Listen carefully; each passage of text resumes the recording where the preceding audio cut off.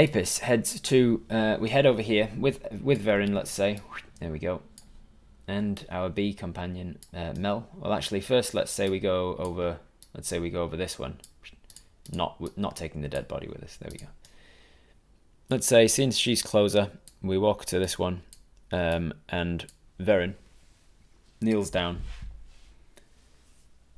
Verin kneels down next to the body, and checks it for breathing, checks it for a pulse. Very quickly ascertains that she's definitely not survived.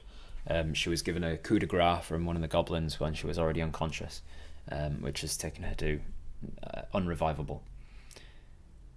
Verin sighs and closes the eyes and sort of strokes the cheek. He says, I knew her. Her name's Hundral.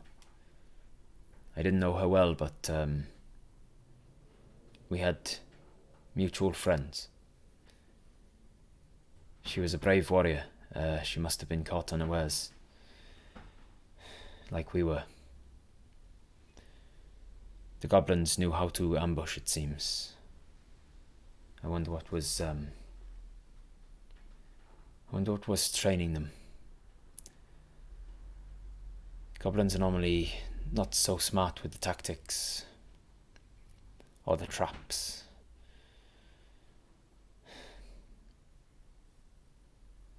Rest well, Hundral. And he strokes her hair again and then stands up and says, We should check on the others first, and then if nobody needs medical assistance, we can start on burying them, I suppose. And he leads the way into the deeper into the back towards the village. So we head back into the village, into this the closest of the three houses. We sort of stumble in there as well, like clutching some wounds from we're pretty sure we've got a broken rib or two from the ogre's smashing club. We're looking pretty messed up. So we walk back to this house here and walk inside. Again, we check the body. Let's do a medicine check to see how well we can ascertain injuries and things. Skill medicine. So we rolled a 2, got a 2 to our modifier to the medicine roll, and got a total of 4. With the 4, we can't really tell whether these people would be able to survive or not. But Verin, who seems to be a little better at the medicine especially of elvish anatomy, he ascertains very quickly that this elf and the 2 children are beyond help. It seems like one of the 2 children was trapped beneath rubble as the ogre came through, smashing buildings, and the other one was killed by a goblin from a sword wound to its abdomen. The parent, it seems, was killed by several goblin slashers as they fought to protect the child. So it's Verin starts to cry at this point, and we move on out, remembering that there was a heavily wounded person out here. So Mel, we head over to the wounded elf here, who came out crawling towards us as we arrived at the village and said, like, please help us, they're retreating, and then collapsed from pain. We roll them over and check them out, and we can see that there's no damage, no physical damage to the upper part down to about the hips, but their legs are just smashed. Seems to have been clobbered pretty low with a hit from the ogre club. And because of the smashed legs, there's some bleeding happening as well, and a lot of internal bleeding as well. And so we're not sure whether they'll survive or not. And Mel says to us, because Mel, our bee companion, for anyone who's new and doesn't know, Mel can speak in a language called Sylvan. And Sylvan is a language that is the language of the fey creatures and a language of animals. And we can also speak Sylvan, and so that's how we communicate with our bee companion. And she says to us, I think I may be able to help. I'm not sure if she is safe to leave like this. She may not come around if we leave her to her injuries. So I think I better try something a little drastic. I've not had to do it in a long while. One time when Jack got in a bit of an accident, one of the bee houses collapsed when he was making my house. A wall of it collapsed onto him, and he got in a rather dangerous situation. This was a drastic measure, but there was no one else around for me to do it to, and so I tried it on him then. As long as I get the right positioning, I think it should work. And then she, as she says this, she lands on the elf's chest, and she brings the stinger out, and it's like a 30-centimeter long stinger. And then slowly she positions it underneath herself, right above the sternum of this elf, and then she sticks it. She sticks the stinger right into the elf, and she's going to use one of her abilities, her once per day ability called Adrenaline Injection. Mel can sting a living creature on 0 hit points and cause them to gain hit points equal to 1d8 plus their Constitution modifier. And as Mel levels up, the hit points will level up as well. So she is going to give she's got basically a very small amount of healing options, which is good for a companion of ours to have, because when we are travelling alone, it's going to be useful to have somebody who can heal us when we're at 0.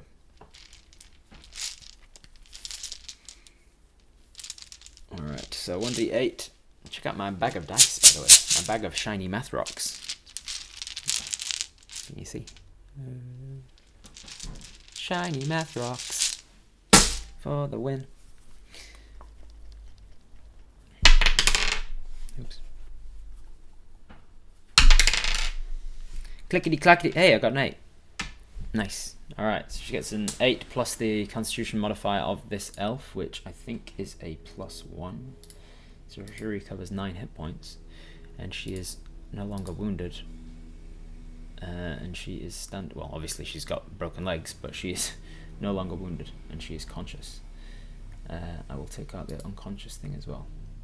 I wonder if is there a symbol of like broken legs that I could apply to her. Maybe like I don't know, maybe this one of the foot. There we go.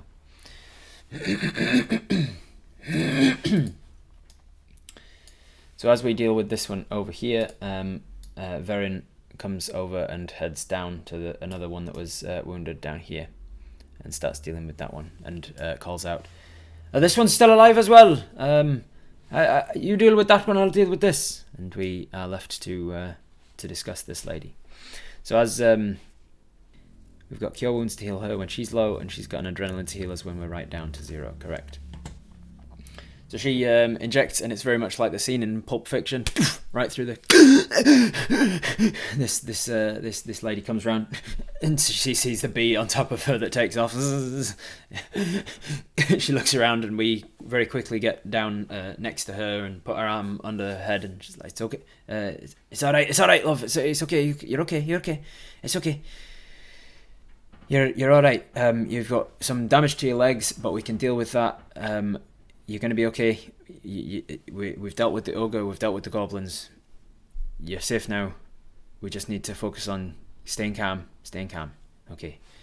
And she looks up at us and takes a moment to sort of gather her thoughts, and then says, "What's your name?"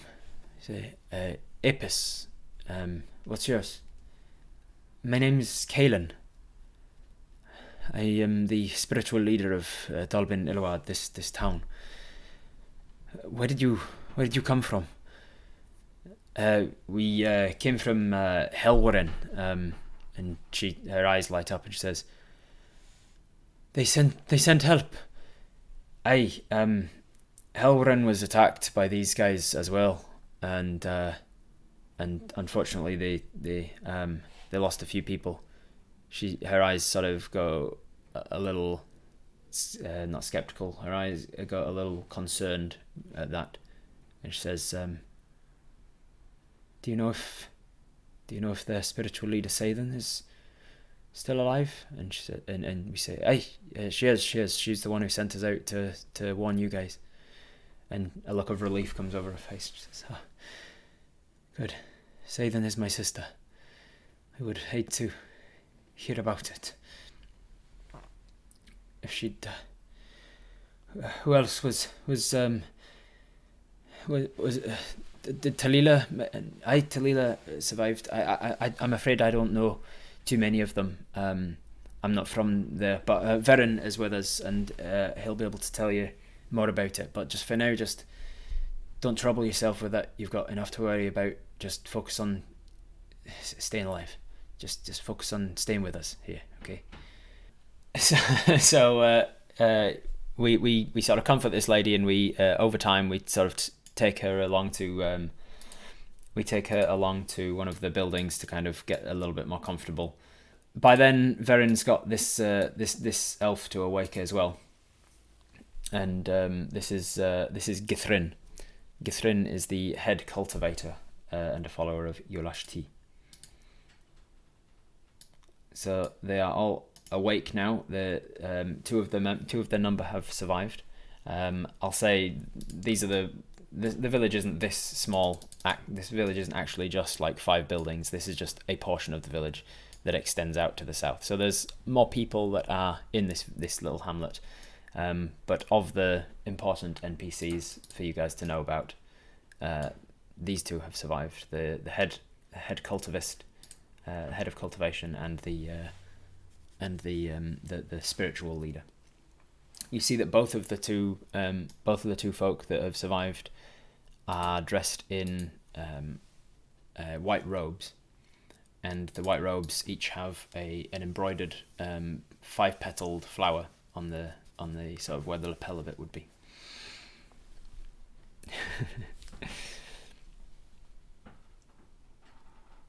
Which important one died? Well, these guys did, and Hundral also died. Hundral, did I get that right? Yeah, Hundral.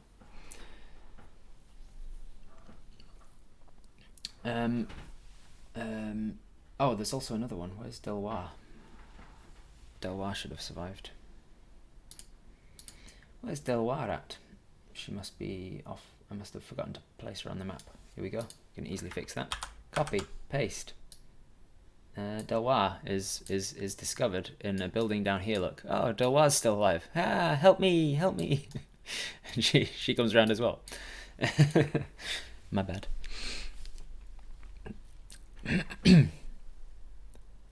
Perhaps she was just fear-induced, vasovaguely hypotensive, and now her brain is adequately perfused, and now she's fine. Exactly, Katerina. That's what I said.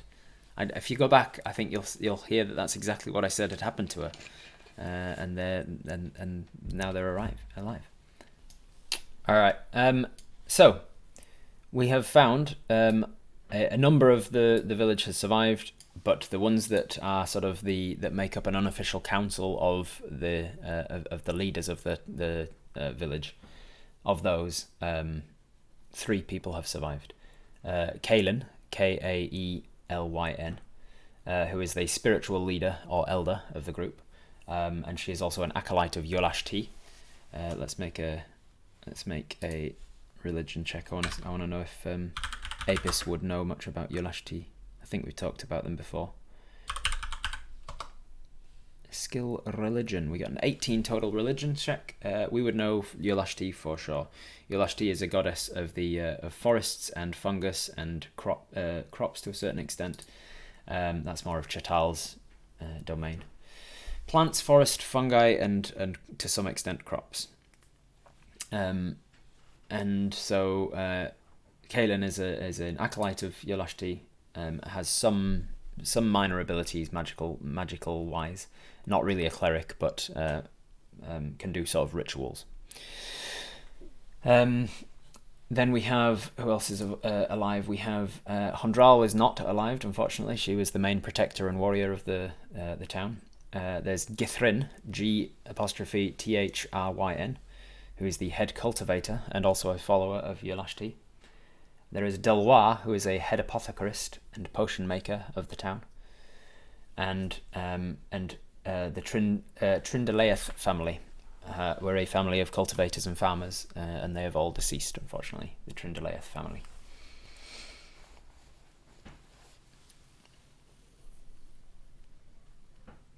Uncultivated. We have a Maori god of cultivated and another of uncultivated. That's cool. I did not know that. I'll go get myself a medical degree just to enhance my DM skilling, so I can come up with it.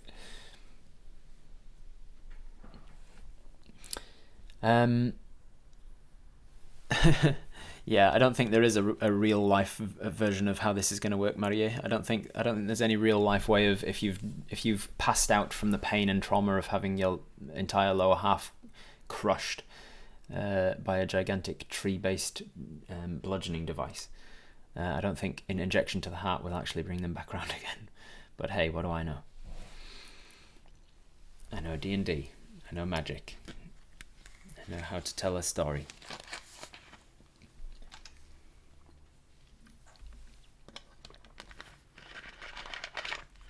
So, what do you reckon we should do now? We are kind of bringing them round. We've spent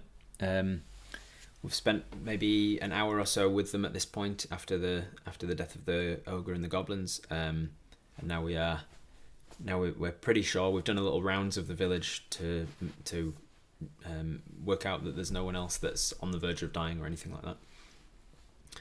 There's quite a bit of confusion and fear and worry among the remaining couple of dozen civilians of the village, who are not sure what's going to happen to the elders and what's going to happen in this sort of unofficial council kind of situation of the village. So what do you guys think we should? What do you think we should do now? I don't want to put it to a particular person or a particular poll at this point because there's sort of an open-ended question. But what do you guys think Apis would do at this point? Yeah, giant talking bees accepted. And someone who can summon magic and heal things with the touch of their hand, that's perfectly fine. Cure wounds, like, yeah, just curing someone from a touch, that's fine. But curing someone from an injection to the heart, no.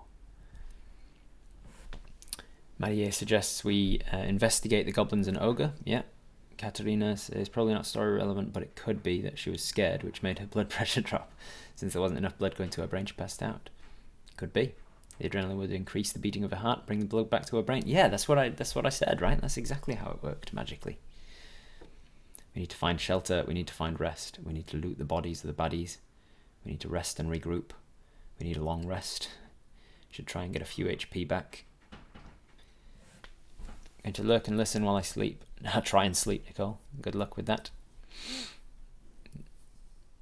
Fellogun, what up? What time of day is it for me? It is 1:24 p.m.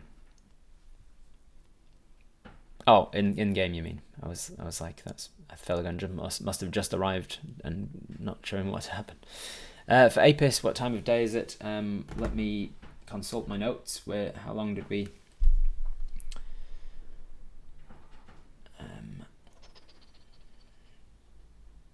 Where the hell were we? So we started off this day there. We went to that village, we went to that village, and then we went to this village. So it's getting late. It's I remember saying it was late evening because we took like 3 hours, 4 hours, 5, 6, 7. I think we've spent about 7 hours or so running around the forest to various different villages and camps and things, tracking the ogres as to where they've gone. So it's late evening, I'll say.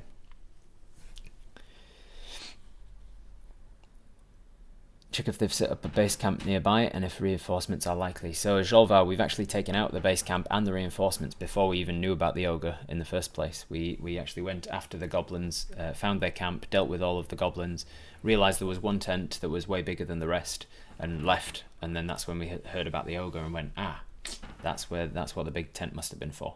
And so we are pretty confident at this point that the entire camp is dealt with.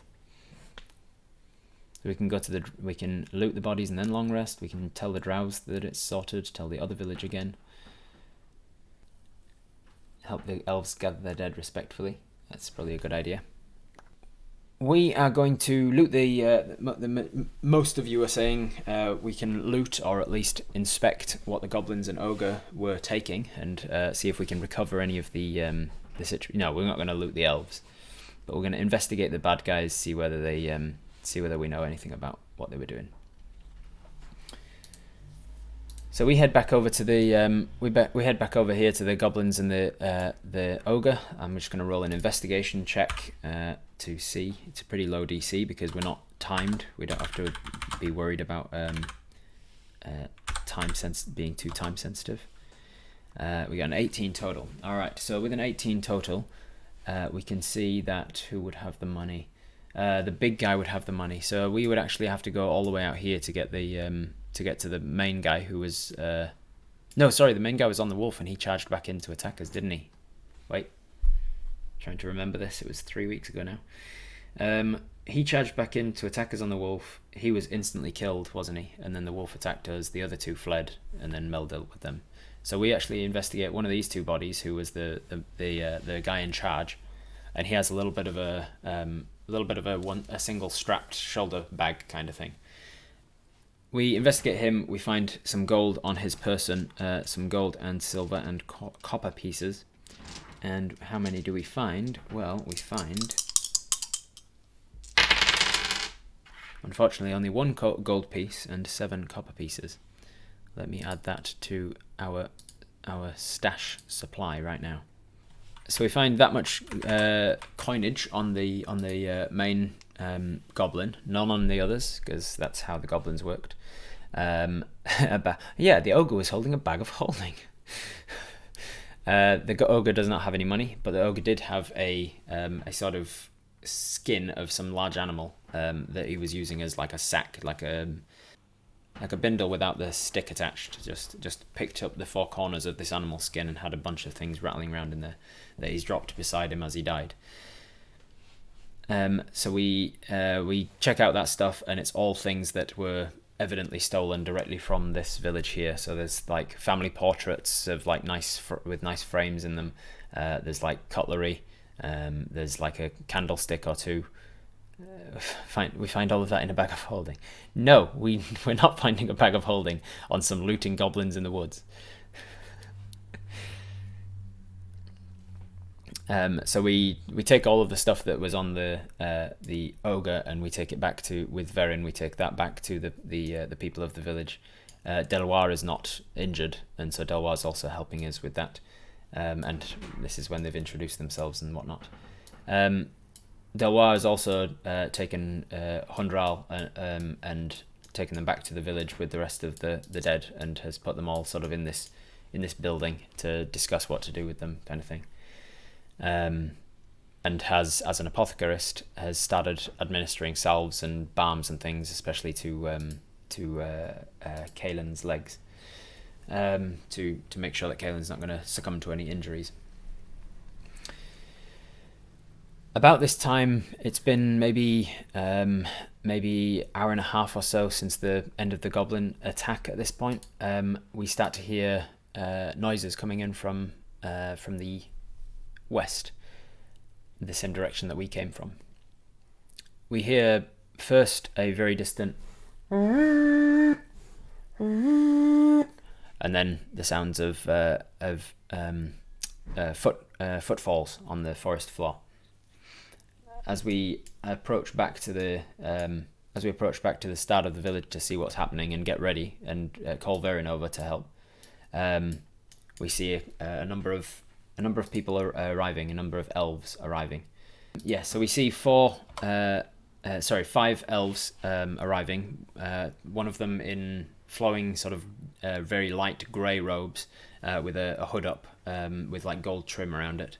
And a symbol that I don't think we would recognise. Let me check it out. Let me go skill religion check. 9. No, we don't recognise the symbol. We figure that this seems to be acolyte robes from how they are dressed, but we don't recognise what god or deity or domain that they are a follower of. And that's the one in the middle, and then they are flanked by 2 people on either side, both with all with swords and bows over the one shoulder, quivers down the other hip, and swords are drawn, and they are sort of marching, a quick march, double march effectively, not running, but they are moving at a quick clip towards us.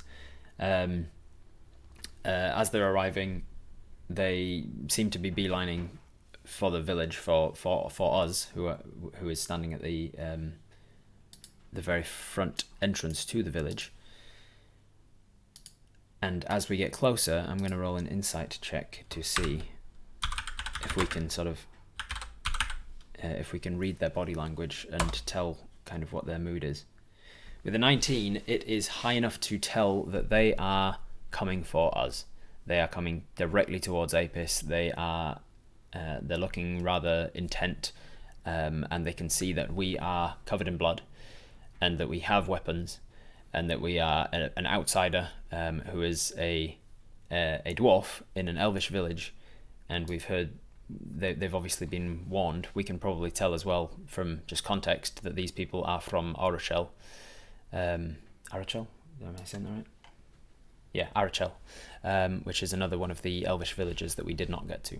We did hear that the Arachelians are particularly secluded and not very welcoming of outsiders. They are quite xenophobic, and so we very quickly realise, as it's getting to the point where they are probably 30 feet away from us, we realise, oh shit, we might need to do some quick talking here. So, what do you think we do? So I'm actually going to put it to a single person. What are we going to do here? If you want to be responsible for deciding what it is that Apis would do, would we run? Would we try and persuade? Would we leave it all to Varen? Whatever, anything else that we want to do. If you want to be the one to take control of Apis right now, then what you need to do is you need to put a particular keyword in the chat, one that I will tell you in 1 second. And then I will draw from anyone who puts that keyword in the chat. I will draw one person, and that person can tell me what is Apis going to do.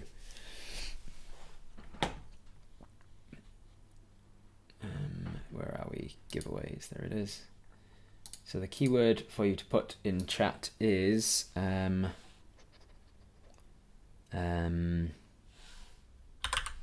let's make it !help.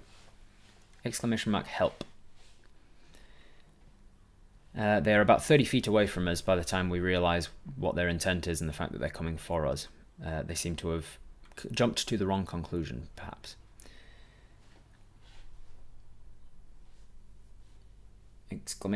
!help. If you want to be in with a chance to decide what is Apis going to do now. Varen is next to us, so you can see Apis and Varen are here on the map.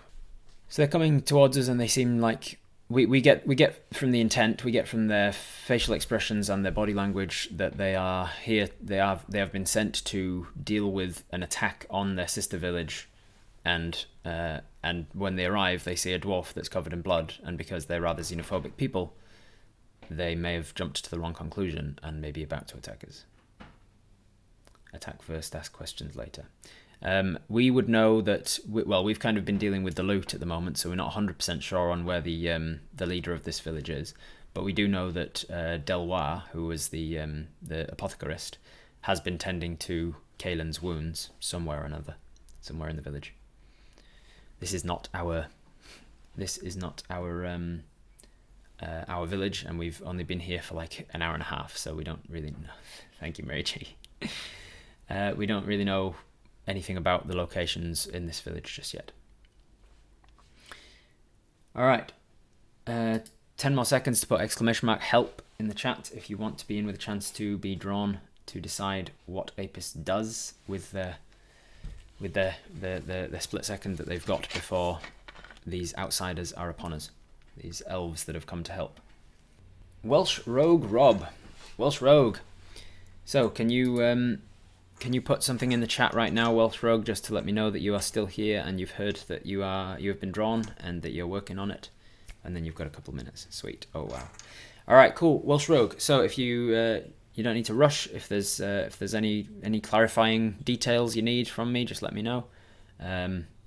But this is basically the situation as you know it. You have been helping this village out. These other elves have come, and you have a pretty good idea that they are thinking the worst of you right now. What do you want to do? Do you want to try and persuade them? To give you an idea of your persuasion, you've got a +1 to charisma, and you are not proficient in persuasion. So any persuasion roll would just have a +1 to whatever I happen to roll on the d20. Same with intimidation or deception. These would all just have a +1 to the roll. You do not, I don't think... No, you don't have inspiration or your lucky horseshoe today because we've used them both in the fight, the last fight. So there's no rerolls that can save you either right now. Lie prone to minimize the target, that's an option. Good evening, Feral Terminator, good to see you. Drop our weapons and hide behind Verin, that could be an idea, yeah. Magical rope to bind ourselves, give one end to our friend. Could be an idea. Elven shield sounds bad, but running and staying where we are both sound like bad ideas. Could be, yeah. Welsh Rogue says, I don't think running would be a good idea. Is Mel with us? Perhaps with Verin, they might listen to us together. So your idea is to get Verin to do the talking for you, like to tell Verin, hey, vouch for me real quick. Verin is close by. Mel is not immediately in the vicinity of us, but we could call out for her if we wanted her to come. Tell me exactly what you want us to do, Welsh, and Apis will do it. Are we going to turn to Verin and say, hey, help us, or are we going to call out for Mel and say, come over here, I might need your help, or what exactly are we doing? Welsh says, I think lowering the weapons, acting passive, having him explain the situation as Verin is of the other village. I think you should try and persuade them that Apis helped and means no harm. Alright, cool. So that's what we're going to do then. We are going to turn to Verin and say, very quickly, try and explain the situation. We say, hey Verin, I feel like these people might think I'm the threat here. Could you make sure that they don't think I'm responsible? I know it looks bad looking down at yourself, realizing you're covered in blood and most of it your own, and you have weapons at your side and things. So you quickly sort of put your hands up and like make sure you're not putting any weapons out. And Verin looks across. I'm going to see if Verin is, because there's a lot on Verin's mind at the moment as well. I'm going to see if he quickly sort of works out what the situation is and the fact that you're in danger. He does. Nat 20. Verin very quickly assesses the situation and agrees. Yeah, you're quite right. Stand behind me. Stand behind me, he says in Welsh, not Scottish. And steps out in front and says, this is not what it looks like. We're from Helwyrin. We came to assist Dolbyn-Iluade. I believe you're from Arachel. I think I recognize you. He points to one of the people as they approach. He is going to roll a persuasion check with advantage because he is Elvish. And he says this in Elvish, by the way. You don't actually know what he says, but now you do. Doesn't matter, he got a 19. So it's going to be enough. Sylvan isn't Elvish. Elvish is Elvish. Sylvan is not necessarily spoken by the elves. Rangers and druids often speak Sylvan, but not always. And elves certainly don't always speak Sylvan. So he steps forward. He's very commanding in whatever he's saying. Lithraw Helwyrin, Lithraw Apis Verin, Seithan Lithraw Caelan Ithrabask I Trafgwyl Delwa Iscorthgwth Gerith Dishgith. Githrin Isoroth and Hundral and First Lalithig Eske Furashte. At this point, they've gotten right up to him and have slowed their movement. The four that are flanking on either side have not put their weapons down, but they are not actively attacking. They are cautious and watching and waiting. In fact, this one has started to sort of has started to sort of meander, is what I was trying to say. Sort of meandering outwards. They're seemingly like fanning a little bit. and Mel at this point has started to buzz over and is standing on the top of that tree there. I'm glad I didn't get Apis and Mel killed on the first round of the game. Yeah. After a good 5 minutes of talking, you sort of recognize a few of the words that he's saying, and you recognize that he's explaining things. These guys around here have now fanned right out so that they're sort of behind you and make sure that you're completely surrounded. But it doesn't look like they're doing it in a threatening way to you. They're also doing it in a way that allows them to see further into the village. And sure enough, this one calls back, "Athroskon da oga." And Verin turns and says, "Untranga oga istramfusterik iskashwa," and points to you and sort of gestures like this. And this one steps forward and says, "Is that right? You were attacked by an ogre?"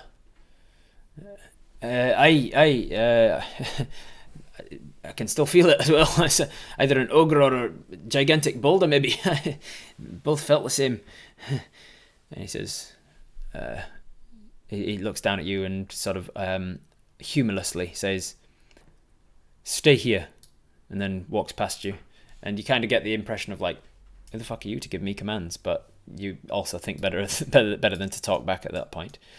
Verin says, "I just a word of wise, maybe don't say anything. I know it can feel a little off-putting, but everything will go a little smoother if you just stay silent while they're here. And so it's up to you whether or not you want to on your turn."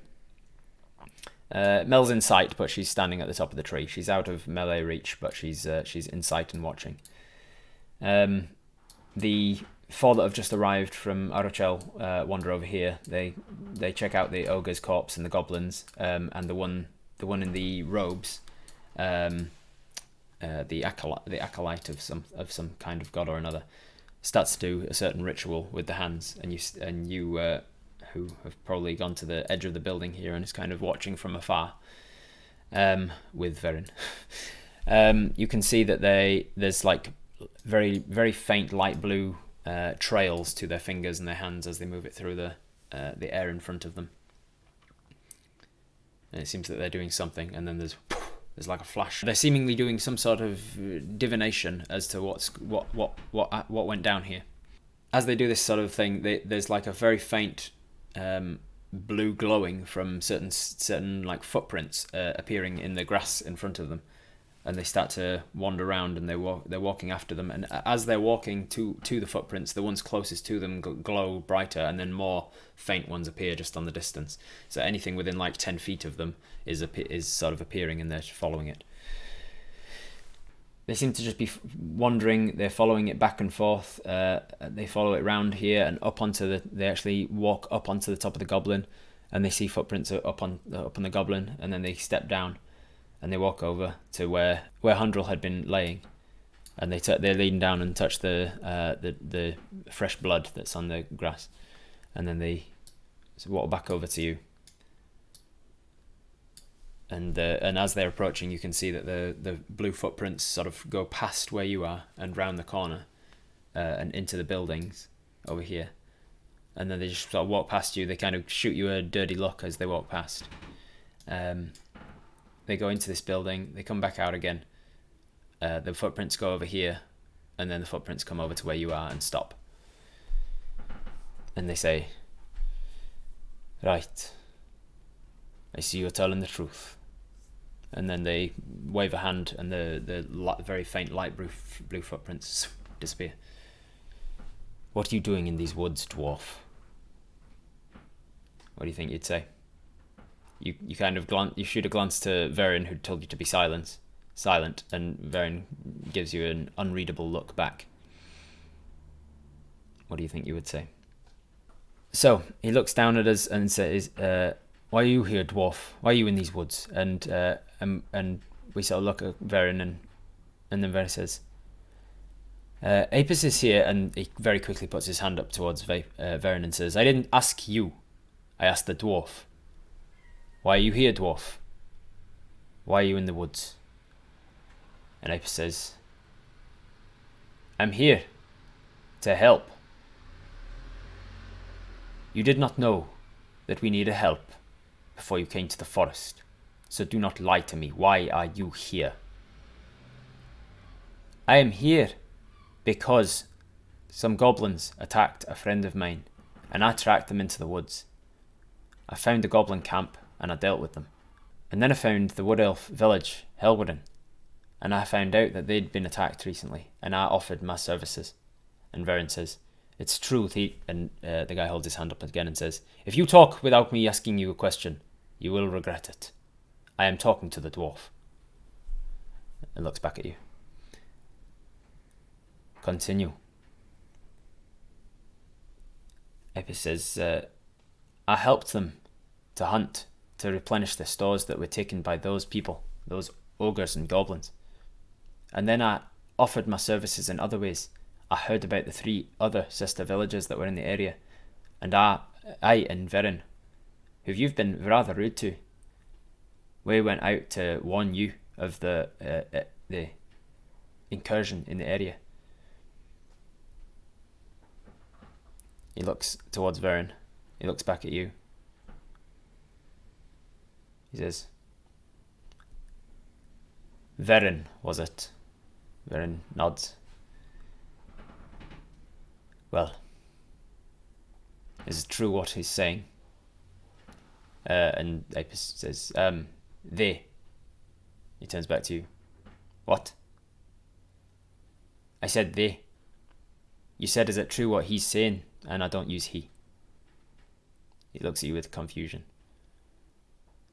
I said I use they. He turns back to Varen and says, well, is it true what he's saying? What do you do?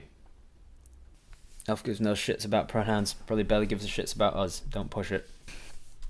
Dagger to the ear. Amazing characterization. We've made our point. No point in pressing it. We'll lose face by doing so. Okay? We aren't weak.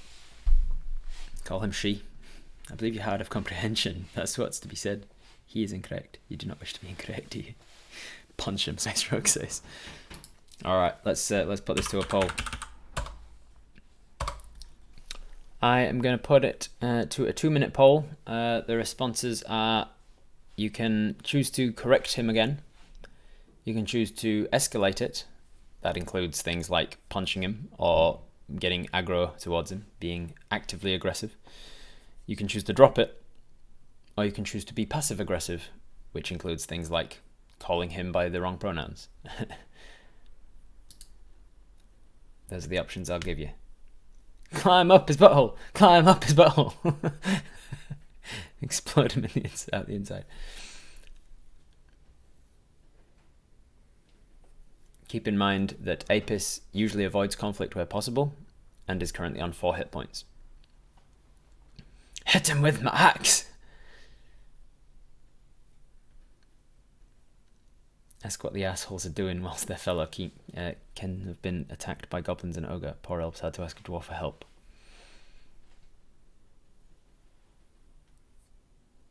Listen, lady, I've done your job for you today. Why don't you show me where I can get a drink?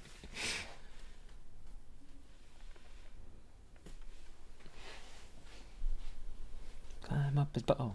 Where is the poll? It's in the chat. So, like at the top of your chat, cat cylinder, you can scroll up and you just look up to the top of the chat. You should see current poll. What do we do? Question mark.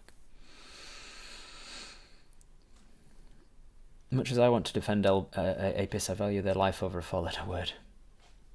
Not that kind of 4-letter word. He's being rude. They won't kill us for correcting our pronouns.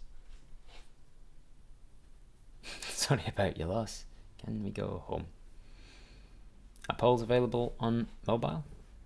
I thought that polls were available on mobile, yeah, but maybe not. You have to choose a hill to die on sooner or later. Apis is chaotic at this point. After a whole day, heavy fight could be irritated, almost dead, and they have something may avoid conflict, but irritation might be strong. Yep, absolutely, Miss Colagol. All right. With 52% of the vote, we are going. Apis decides to drop it. There is a significant portion of Apis's mind that wants to correct him once more, just keep correcting him. There is a decent portion that wants to be passive aggressive about it, and there is a single neuron of Apis's mind wants to escalate it to the point of violence by punching them in the face or something. But Apis ultimately wins out by deciding to just drop it. So he turns to Verin and says, "Is it true what he said?" And Verin steps forward and says, "What's your name?" And the guy says, "I asked you a question." And Verin says, "I asked you a question as well, and you have no authority over me, so answer my question." I'm going to roll an intimidation check on his behalf. 18. Verin steps forward and says this, and the guy says, "My name is Lothriki." For the people wanting to spell, this is Lothri''Ki.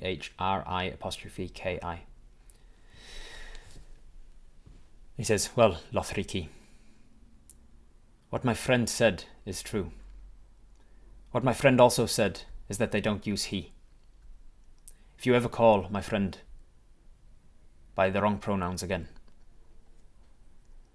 you will not like the consequences." And Lothriki glances around and sees that he has the numbers. There's people around him now. There's his men have come back to his side. And he says, "You're from Helwrin, right?" You can see him shrink back a little bit.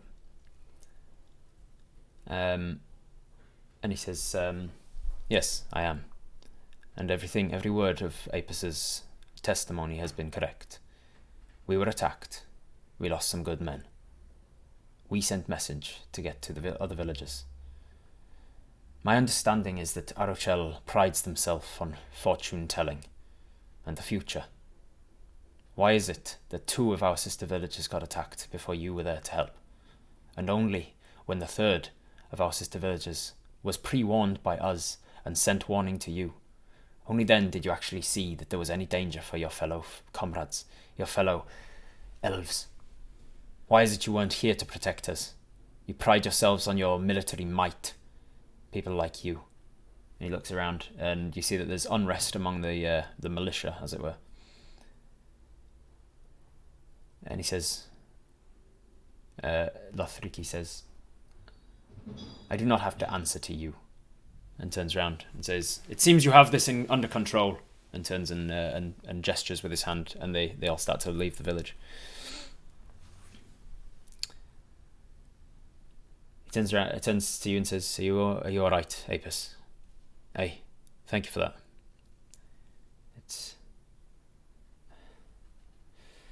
You can see that he is visibly tense and a little bit shaking, like he's angry. "I don't know why we have to be like that. So many of my kind are so untrusting of others. So quick to judge and fight. I'm sorry." And he turns and starts to walk off, and we sort of don't know what to say, so we kind of just let him walk. And then we turn and head into one of the nearby buildings, and we see that there is a resting and almost on the verge of unconsciousness Kaelin, and Delwar is over the top applying a salve to the legs, which seem to be significantly healed already. Like they seem to be they're not misshapen and broken bones, clearly. Like they've been snapped back into place. They look like legs. It's just that they seem to be significantly bruised. Is it too late to explode him? Space Rogue takes over Apis' mind, and we set off running into the forest after the dude, and just poof, right up his butthole. Poof. We walk back into the room that Delwar is tending to Kaelin, and he sees us enter and says, and Delwa says, what was the noise about? I wasn't able to come out and visit. I'm in the middle of something that's very time sensitive, and I can't really stop putting the salve on, or it reacts to the oxygen in the air, and it loses its abilities. But what could I help at all? Is there anything I can? And we kind of just like dismiss and say no, it's fine. And we explain the situation a little bit. He says, "Oh, well, I'm sorry to hear that. The Arachelians are a little tense about outsiders. They don't even like the sister villages so much." Continues to rub these salves in, and Kaelin's sort of wincing in pain every so often.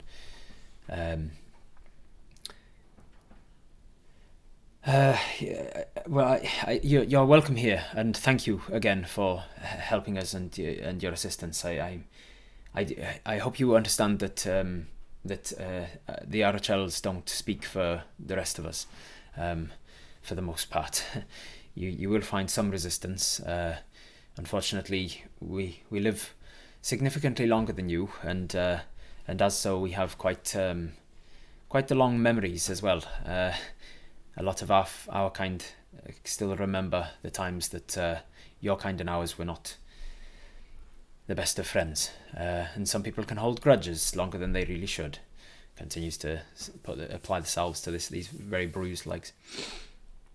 But know that I, for one, and I'm sure I can speak for you, Kaelin, as well. And Kaelin interrupts and says, "You are very welcome here, dwarf. I don't think I didn't get your name, or rather, I don't think I remember it. I'm sorry. This." And you walk over and offer your hand out. It says, "Apis Hive."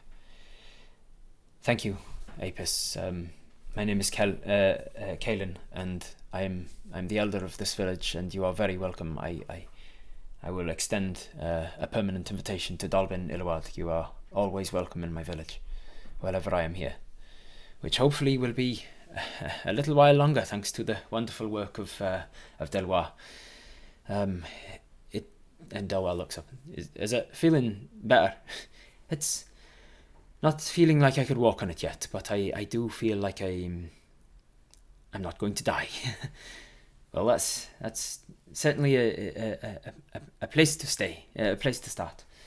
And then at this point, he's sort of finished all the way down both legs with the salve, and he takes a cloth, sort of a bandage cloth, and starts wrapping from the feet upwards.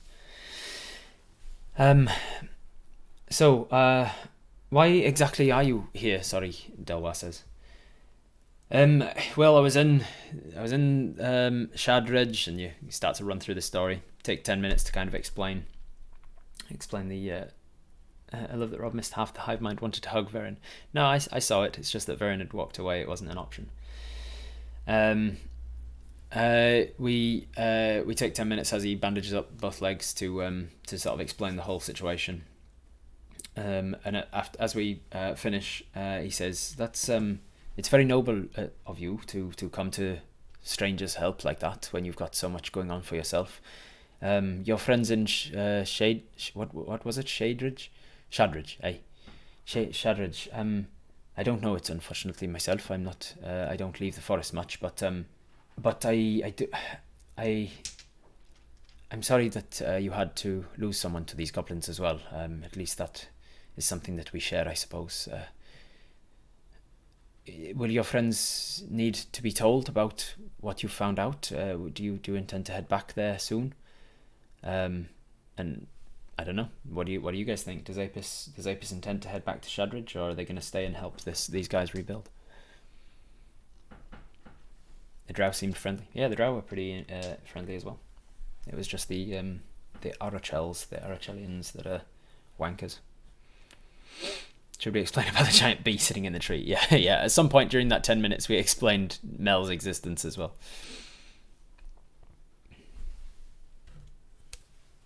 Help a bit and then go back. Help with the rebuild. Long rest. We definitely need to long rest. Yeah, at this point, it's definitely into early nightfall. At this point, Yeah, I'll stay around and help you guys to rebuild. I'm not in a rush to get back to Shadridge, but I will get back there eventually. Would it be okay if I stayed here the night?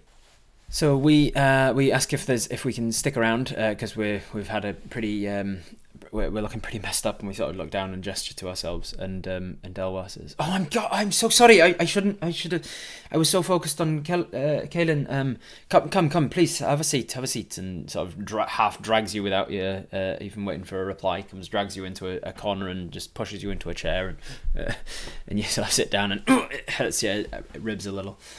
And Delwyn says, I'm afraid I've not got a lot of supply left. It's been almost an entire month since our last harvest of the Pryn flowers. We're almost out of supply, so I'm a little low on my my potions, but I can do what I can to assist. And opens up like a little hard leather carrying case, a potions case, effectively. And opens it up, and you see like almost like a fishing tackle box, or like a makeup box. It's got those sort of drawers that pull out. Pulls one out, pulls another out. Are we meant to have an imaginary number of gold pieces? It's a 1, not an I. It's just a 1 with serif. Serifs, yeah. And so they bring out the things. You can see there's a lot of empty vials in there, a lot of empty vials and jars. It gets like a little almost like a jeweler's loop. He gets a little loop out, and he goes, right, I just need to sort of assist, and he puts it in his eye and looks at you and sort of like scans down top to bottom, and he goes, I think you've got 2 broken ribs on the left side. You've got a fracture in your left humerus as well. Holds it out and puts a hand on your knee. You've got a little tendinopathy down in the knee, but that's not new. Have you had trouble with your knees? And you say, a little bit. Like maybe a few years ago, I fell out of a tree and landed pretty rough. But it doesn't stop me walking. And he goes, no, it's not too bad. It's just a little bit swollen, right? It's just been swollen for a little while. Aye, it has been a little. Can you tell that from that thing? And he goes, yes, it helps me to focus in on what's your body's natural, and what's outside of your body's normal. It shows me what's abnormal about your current physiology, or at least it helps me to find that for myself. He goes, right. I don't have something that could fix your ribs right now, but I've got something that will definitely help with the pain. And he brings out a jar and unscrews the top, and there's like a dark brown, really thick kind of Vaseline kind of substance. He says, right, I'm going to need you to open up that shirt, I'm afraid, or lift it or something. You've got your leather armor on. I need to apply it directly to the ribs. And so we do that, and we sort of untie the leather shoulders here and untie it down the sides, and pull the leather chest piece out across, and lift up the undershirt. And we've got real dark ribs. We can see down now that our ribs are like going purple, and there's a definite kind of bulge in there from a rib that's broken. Superficially distressing me that we haven't converted our copper to silver. We're just carrying a bag of coins. I mean, we haven't had the chance. We haven't been back to a town since we got all these coins. We need to go back to a town and find a bank or something. Find a tiger balm, magic tiger balm. That's right. So Delwa scoops out some of this stuff with fingers and says, "This is going to hurt. I'm afraid. I'm not going to lie to you." And then starts to rub it across the pain, the painful area, the really dark bruised ribs. And you do feel quite a lot of pain as he's sort of pressing quite hard into the muscles. He's almost massaging this stuff into the ribs. It hurts like a bitch, but after a good 30 seconds of it, we sort of tense up. We've got a +2 constitution, we can manage. The pain starts to subside, and you realise it's got very much an anaesthetic ability to it. You also look down and see that the bruising is disappearing as well. He says, I'm sure, I'm afraid I don't have much more of this. As I say, the the harvest was about a month ago. I think it's is it? And he looks across to Kaelin and says, "Is it 2-3 nights till the?" He says, "It's 2 nights. 2 nights till the full moon, and we're meant to be harvesting." He kind of realizes at that point, and says, "Oh, I hope we've I hope Githrin's." And she says, I will talk to him. I'm sure we'll be able to find enough people to help out. We've got 2 days to train them up, I suppose." He says, "Right, never mind," and then scoops out some more. Starts to he's pretty much scooped out the last of the jar at this point and has spread it all over the area of the broken ribs. "We help. We're staying up. We help."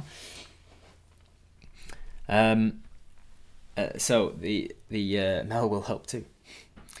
So we say, is there something that I could help with? Like you? And he says, "Oh no, it's fine. We just Githrin is the head cultivator and usually requires some assistance from the Trindleith family. They know how to pick and pluck the print flowers in a way that allows the magic to maintain within them once they are plucked from the ground." Mel's out and about in the village, I suppose. He says, the Trindleiths unfortunately didn't make it through the fight, so we'll have to train somebody else up." And we say, "Well, I mean, I'm here. I'm happy to help." And he looks at us. I'm going to make an insight check, actually. Let's have a look. Skill insight. 5 total. He looks at us in a sort of expression that we can't really read. We're not super familiar with elven expressions, I guess, because we've not spent a lot of our time with elves. He says, thank you. I appreciate the offer. I'm sure Githrin will as well. You'd be better to speak to Githrin about it, and I'm sure he'll be able to explain whether or not he can use your assistance. And then you realise at that point, hey, I've also I've got a giant bee companion that I mentioned before, Mel. Like, I know bees are good at pollinating flowers, but I don't know if they're good at anything like helping with flower things. I don't know. You might be able to use her. I'm sure she'd be happy to help. There's I don't think that she would quite have the dexterity needed for plucking the flowers the way that we need, but I appreciate the offer. I'm sure she'll be moral support for us. I'm sure a lot of the children of the village would love to be with her and play games with her if she's inclined in that way. You say, well, actually, I don't know if she is. I don't actually know how she is with children. I've not known her very long, maybe a few days at this stage, but we can always ask. At this point, you realise your pain from your broken ribs is completely gone. Like, you look down and you can see that there's like a awful kind of bulge in the wrong place for your rib. And he goes, right, how's that feel? You say, actually feels fine. Like, I don't feel like I've got a broken rib at all. Kind of still feels a little bit harder to breathe, but there's no pain involved in it. He says, yes, that's good to hear, because unfortunately I now need to reset that rib. If you wouldn't mind, hold your arm out. And he pulls your arm up to the side and he goes, right, you can rest your arm on my shoulder here, because I'm going to need you to probably best if you look out the window. Look at what's going on out there. And you look out, and he's going to do a medicine check.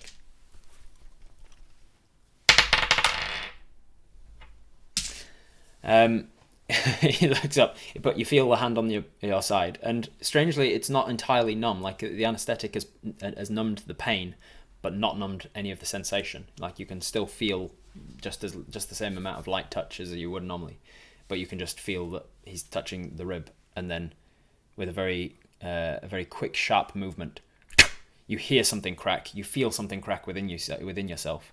Not crack so much as like slide over bone over bone. But you don't feel it. You don't feel any pain at all. He says, is that okay? Is that... He runs his hands over the skin. It feels... It's been a long time since I've done this to a dwarf. He seems to be counting. 5. Yeah, that seems to be all of them. That's all in there. And he looks down and it seems normal to you. And you're like, I think it's fine. That looks normal to me. It's definitely going to take some time to fix, but it's definitely in the right place now, at least. They both are. You've got two broken ribs, so the pain will come back, unfortunately, tomorrow, and we won't have any salve until a few days after the harvest. The pain shouldn't be too unbearable until your rib has time to fix. Do you know anyone with healing magics? Because that can expedite the recovery time. And you say, well, actually, funnily you should mention that, because recently I think I've started to be spoken to by a couple of the gods. I got a bit of a message from Altamez recently, and his eyes go wide. Oh, I suppose that makes sense, being that you're a hunter. Hey, I found that I can sort of heal up my friend. I tried it on the bee one time, and it seemed to make her feel better. Says, well, I think you should be fine then, and he claps you on the back. Right, we really should go and speak to Githrin then, I suppose. And stands up, and he leaves the room. As he's leaving the room, he turns back to Kaelin and says, just keep resting, stay lying down, don't put any weight on your legs for now. It'll be a few hours at least until before the salve has really seeped in far enough to support the bone. But you'll be able to walk maybe by the morning, I should think. I'll sort out Apis with a place to stay. And he walks outside and he says, right, you follow him out. We're going to need to rest you up before anything else, I think. We can talk to Githrin in the morning. I would say... No, you can come back to mine. I can have room at mine. And he takes you back to... You follow him back to his place. Ask him to call Mel in so we can explain the idea to stay and help with the flowers. Yeah, we'll say that as you're walking, Mel comes down off of the tree now and over to you. And you explain the thing as you're walking with this guy. He takes you back to a room that was not damaged in the fight. Just a simple sort of wood cottage. And he opens the door. And then he takes you inside, and you see like a nice sort of very homely interior. It's warm. It's got a nice rug down on the ground that carpets most of the wooden floor.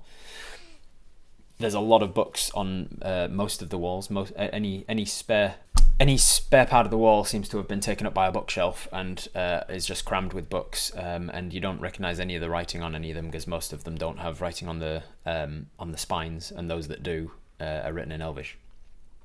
He says, make yourself at home. The living area is just through there. I would offer you any books, but do you read Elvish? No, sorry. Well, you're welcome to look at the books if you like, but you won't be able to get much out of them. I don't think I've got any written in Common or Dwarvish. And you say, that's fine. I really could just do to rest at this point, to be honest. Yes, understandable. You can sit in the living room, the sort of lounge there in front of the fire if you need to rest and warm before, sort of unwind before sleeping. Or if you want to go straight to bed, my room is just through there. And your room? Yes, I'm afraid I don't have a spare room, but, well, you be sleeping. I can stay with Githrin, it's fine. Are you sure? Yes, it's not a problem. I'll stay with Githrin. He has another sort of cot in his room. It's a long story. I won't go into it. It's up to him to tell you if he wants. But I will stay with Githrin. You can stay here. You make yourself at home. I'll fix you up a little bit of food if you want. If you're hungry. No, I'm really not. I just need to sleep. Very well. The sheets are fresh on this morning, so please help yourself. And then he tends to you for the next like 5-10 minutes, making sure you feel comfortable and at home. And then he says, right, leads you to the room and shows you the bed and says, right, I'll be back in the morning. Your friend is welcome to stay inside if she wants, because Mel stayed outside.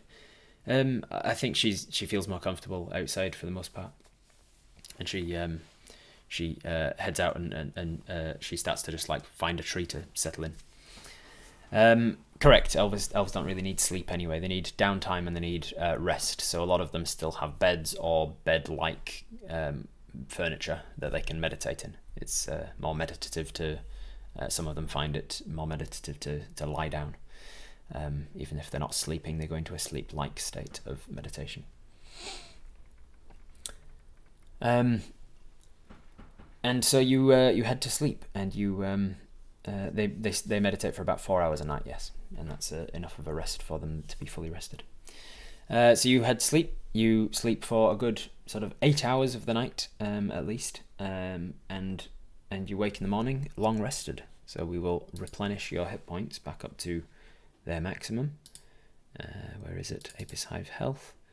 Maximum 26. So we've recovered our hit points. We still have broken ribs, but that's not accounted for in our hit points.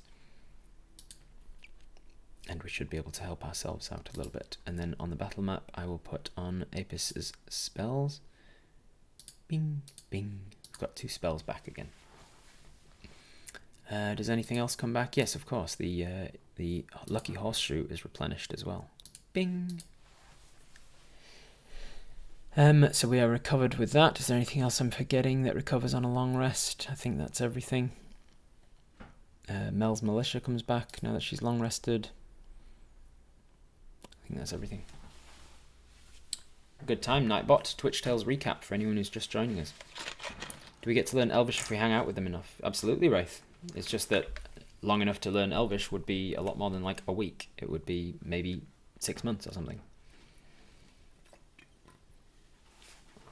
If we had enough downtime and paid for an actual tutor to teach us Elvish, then we definitely could do so. I actually have rules. It may not surprise anybody. I actually have homebrewed rules about how downtime studying works, how training in anything works. So it's basically a points system, and you can learn a language in a certain number of points. In fact, it might be worth mentioning on camera now, just as a bit of a change.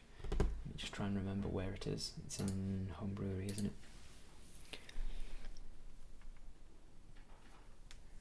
it? Does Mel still have a wonky leg? No, Mel's leg was fixed by the magic healing. Was enough to fix Mel's leg. I'd be surprised if you didn't have rules for how training works. 6 months isn't too unreasonable. If you live completely immersed in elven culture for 6 months, it's not unreasonable to think you would pick up the basics of Elvish language in that time. Especially if you were actively focusing on learning it the entire time. Bing! Hello, welcome to my training. It says, we're not born with all the skills we have when we die. Our life is spent learning, training, experiencing. So how does one go about training for new skills, languages and proficiencies? With these rules. Minimum requirements. You cannot train in woodcarver's tools without woodcarver's tools, nor a pan flute without a pan flute. So you must have any necessary items, tools, kits and materials before you begin the training. Tutelage and cost. Achieving your goals will be easier with the help of a tutor, coach or guide. Therefore, the next step is to decide what level of tutelage you are happy with or can afford. The better the tutelage, the sooner you'll achieve your goal, but the more likely it's likely to cost. A tutor must be trained in the desired goal, of course. You must also share a common language, of course. If paying for a tutor, the table below might offer some guidance as to what the potential cost may be. Training as a group will split the cost between you, but it will also be slightly less efficient for each individual. If training for something that requires materials, such as leatherworking or glassblowing, you may be expected to pay for those materials on top of the tutelage cost. The tutelage cost table gives you a guide to what it will cost. So for a single hour, if you're going to a professional for a single hour of tutelage, then that's about 3 silver pieces. For an amateur, it's going to be about 1 silver piece. If you pay for a whole day of tutelage, which is 8 hours, then it's going to cost you about 2 gold pieces for a professional. And if you're paying for a whole week of tutelage, which is, in my world, weeks are 8 days long, and there's only 1 day of rest, so 1 weekend day. So 7 days at 8 hours each day would be a whole week of tutelage, and that would be 14 gold pieces thereabouts. Your tutelage modifier, if you go to a professional teacher for a one-on-one solo lesson, you get a +10 modifier to the roll that you're about to make.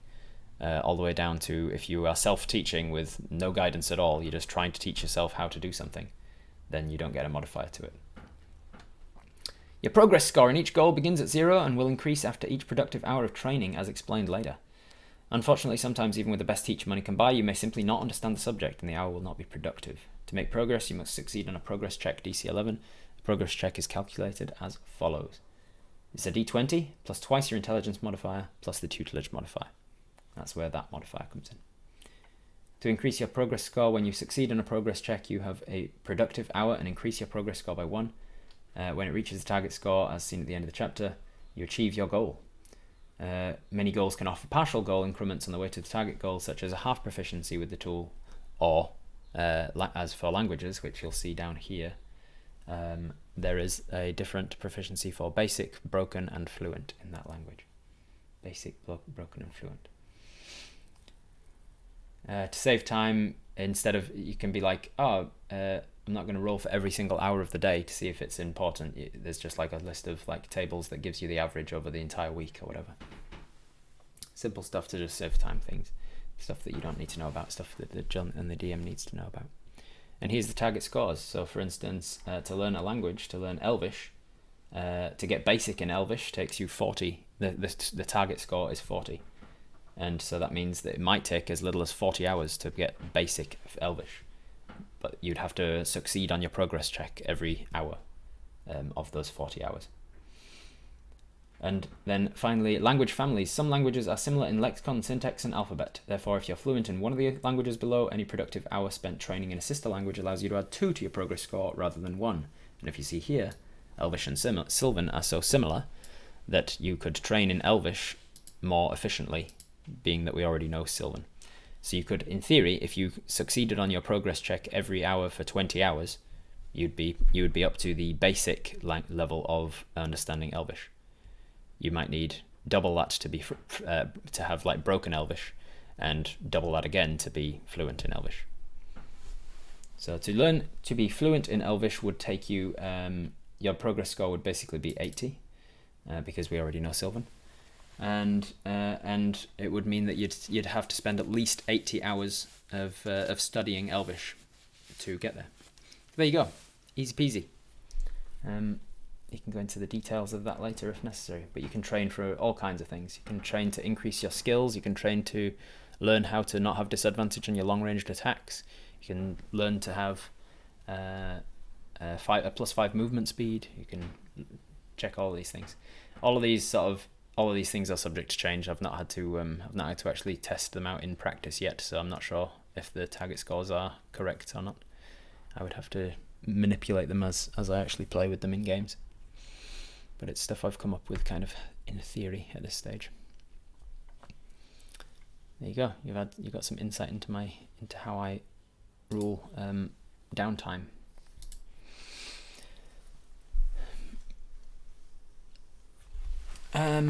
So that is something that Apis could learn to do if we want to. If we want to learn Elvish, we can do so. In quotations because it is to chat, but not important for Robert. Okay, right. What's up, Neon? How's it going? Hey, Brian Horn, how's it going? I'm well tonight, thank you. How are you? All of that's entirely mind area. Everything you see there is out of the old noggin. Could I send it to you or make it available on Discord? That's so cool. Would love to use it. Sure, I can do that. Maybe I could make that one of the Patreon things that you have access to some of my homebrew shit. And you already support me on Patreon, so I can send you that. English is a Germanic language, yeah. So Common. So here's some of the other sister languages in case you missed them. So Common. If you already know Common, learning Undercommon's pretty simple. Dwarvish and Giant are similar. Elvish and Sylvan, Abyssal and Infernal. Sign language and Thieves' Cant. I've currently got a party where one of them speaks sign language, one of them speaks Thieves' Cant, and so in their downtime they're teaching each other. And any primordial dialect to any other primordial dialect. So Ignan to Terran, or Aquan to Auran. That sort of stuff. There's a Patreon hiding in my socials there somewhere. Work was silly today, lots of mistakes, lots of entertainment.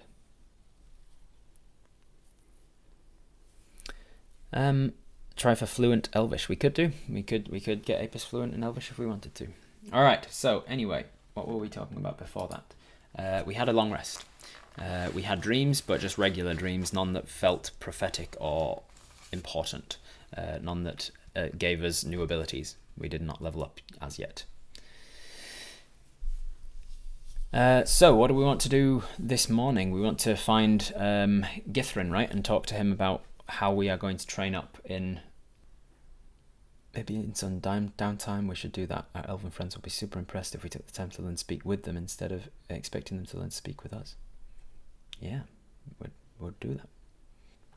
Can we also train in Elvish? No. So training, it requires downtime. Like, it requires... You can't be doing other things as well as doing it, really. You can be, like, thematically and, like, story-wise, you can be learning a couple of words, but it won't move towards your progress score until you're actually spending money and time to do the thing.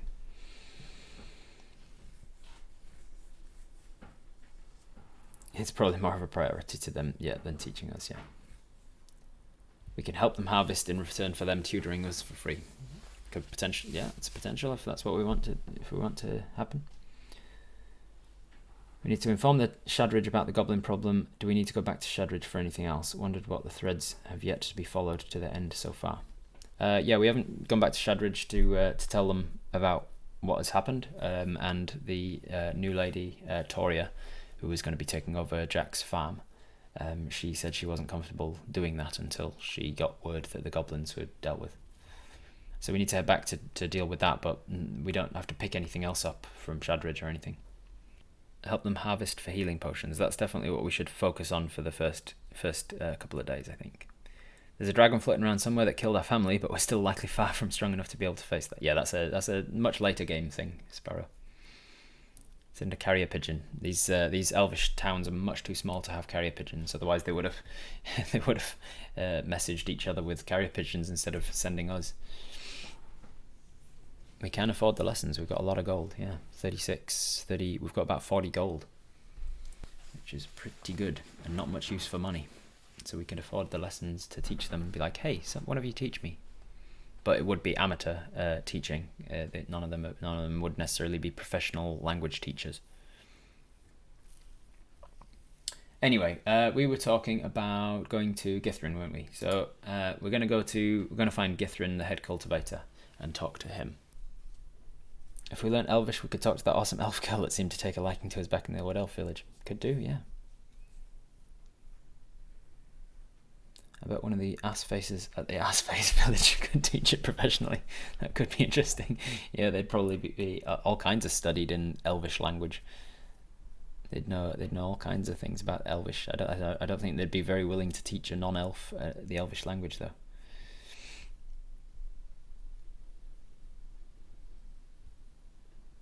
All right. So we in the morning we head out.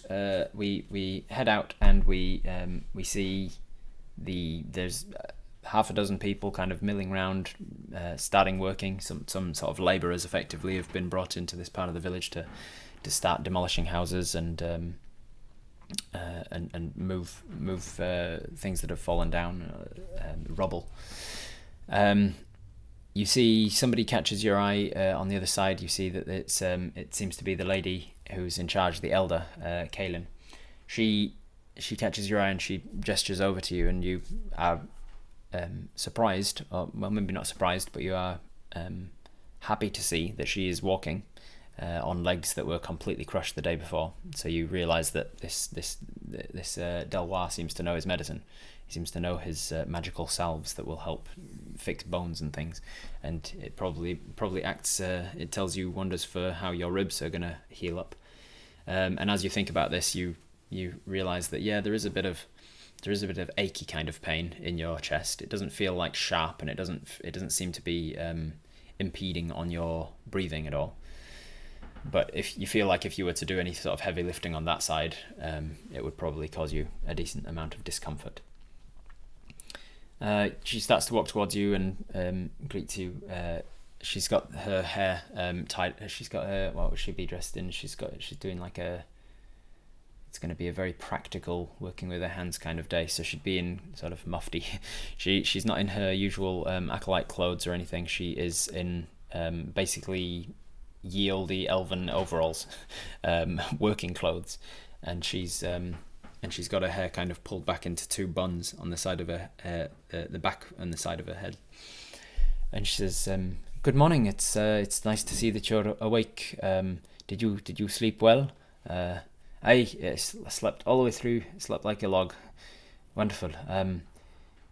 You're looking fine. You're looking well. You seem to be well rested. I'm sorry. I'm a little nervous. I haven't had to speak in the common in a while, so I'm still remembering a lot of it. No, you're doing fine. Don't worry about me. I was thinking last night, actually, we were seeing all the books on the walls. There was lots of books with Elvish in them, and I couldn't read a word of it if I wanted to. I was actually considering wondering how long it would take to actually learn it, to be honest, because I think it's a beautiful language, and I'd love to be able to speak to you in your own languages. She says, "Oh, it's very sweet of you. I'm sure you could pick it up in time. You seem a very capable person." We're just currently dealing with a lot of the aftermath of the buildings that were attacked during the attack last night. I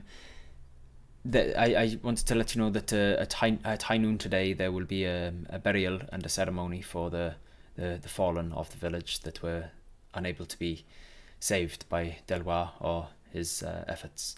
So if you wish to attend, we would love to have you there.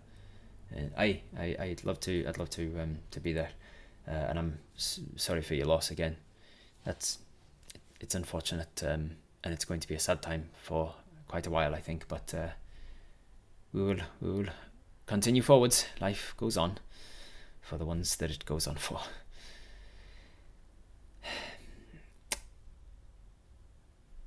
Anyway, Githrin mentioned that he wanted to speak to you. You said that you had interest in helping us with the harvest. And if you changed your mind about that, I understand. No, I'm happy to help. Anything at all I can do to help. I'm in no rush. I kind of just wander the lands anyway, and so I'm happy to. Do you speak Sylvan, by the way? And she says, "Yes, I do." And she says in Sylvan. She says, yes, I do. You speak Sylvan as well. He said, "Hey, I do." I'm not doing Scottish French again because that was a mess, a mixture of Scottish French. I do speak Sylvan. You picked up the I picked it up from my mother. She used to speak to me in Sylvan when she was telling children's stories and things. She lots of fairy stories. The fairies speak in Sylvan, and I was always interested, and she knew it, so she taught me. It's a very beautiful language, I think. But it's just as easy for me to speak in common if that's your preference. You say, well, it's fine either way. Common is more of a second language to me than Sylvan, so I suppose we can stick to that. She says, she says in Welsh now. Welsh. She says, I'm happy to converse with you in Elvish once we have some time. It seems like the next few days, though, it will be a little bit of a rush around here, a bit of a manic rush. I've got a lot of things on my mind. And he says, no problem. Just I'm happy to help. And you walk together back towards where the other labourers were moving things. And it says, you can do with what you need to do. I'll try and stick out of everybody's way. He says you're a very lovely person. Mel would understand if we spoke Sylvan, yeah. So if Mel's around, it's good that we can speak to them in Sylvan at least. Have we eaten since waking? No, we haven't. No. So we could probably ask for that as well. Use cure wounds on our ribs. Yeah, we could do as well, couldn't we? Ye olde overalls. That's right. We could use cure wounds on our ribs if we want to. Do you reckon we should do that? Let's make that a poll, actually, I think, because it's using up a resource for the day. We only get 2 spell slots per day, and we don't know what the day's about to throw at us, but it would mean that our ribs would heal faster. than just leaving them to heal naturally. Can Mel only understand Sylvan? Was under the impression she can speak Common. No, she can understand the gist of Common, but she doesn't speak it. She can speak Sylvan. She can understand Sylvan, and she can kind of, in the same way as like a trained dog can understand certain words in Common.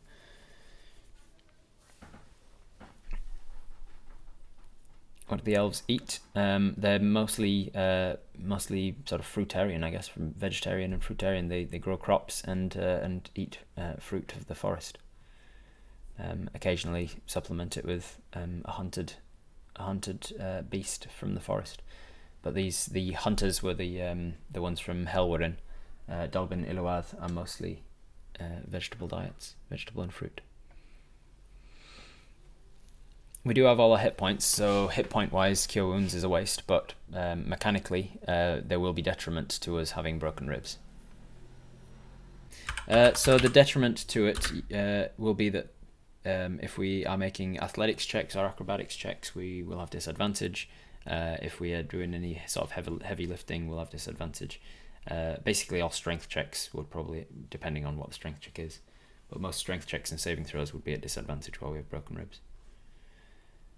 Constitution saves might also be at broken ribs, a disadvantage if we've got broken ribs, depending on what the con save is for. Con checks. Wounds are sexy, let the ribs heal. So, benefit is that we get to fix our ribs and we don't have to worry about them for so long. They'll fix up, maybe not today, but they'll fix up in a couple of days instead of being broken for several weeks. The downside is that we've used up a spell slot every morning. Wherever we're healing them to fix, we've used up a spell slot for that day, and we don't know what's going to hit us that day. What we might need our spell slots for.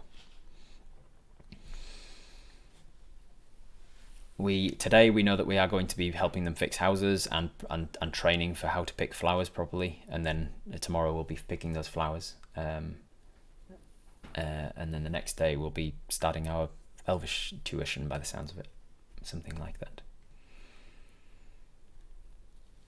That elf could keep mending as if the ribs stay broken. Yes, the elf that helped us. All right, so with 59% of the vote, with 10 people voting yes and 7 people voting no, we are going to use Cure Wounds. We are going to use the spell slot to fix our ribs up, or try to fix our ribs up. We don't know how many days of using it will take. We've not really used this spell much before, and we've not had broken ribs before either. So it'll be a case of finding out.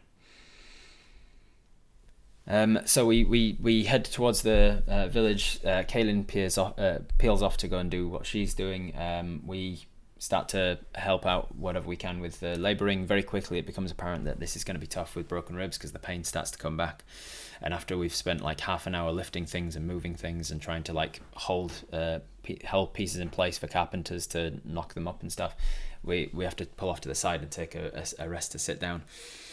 We kind of look around to see if Delwar's around, to see if they can assist us, and then we remember, oh, actually, we've got powers ourselves now. And so we remember back to the moment that we healed Mel for the first time with our Cure Wounds, and we think, all right, let's see if it works on us. And we untie the front of our leather armor that we'd put on again this morning after waking, and we lift it up enough that we can get our hand up inside, and we sit with our hand on our ribs and just sort of focus for a moment, and we focus on the signs that we were getting from Ultimes, that they're looking over us and that they're pleased with our abilities as a hunter and our abilities with the beasts of the forest, and the fact that we put the time into learning the languages of the beasts of the forest, and all that entails, that the signs that Ultimes is in our favour. And then we start to feel our hand go warm, and then we start to feel the warmth spreading into the skin underneath the hand and into the muscles and into the intercostal muscles and into the ribs themselves. And then there's a shooting pain, a searing pain, as the the healing magic gets to the raw ends of the muscles, the raw ends of the bone. But the pain is very sharp and sudden, and then it's gone, and we can feel like it's done wonders for us. Like the pain goes away, the pain that was there, the aching pain is gone.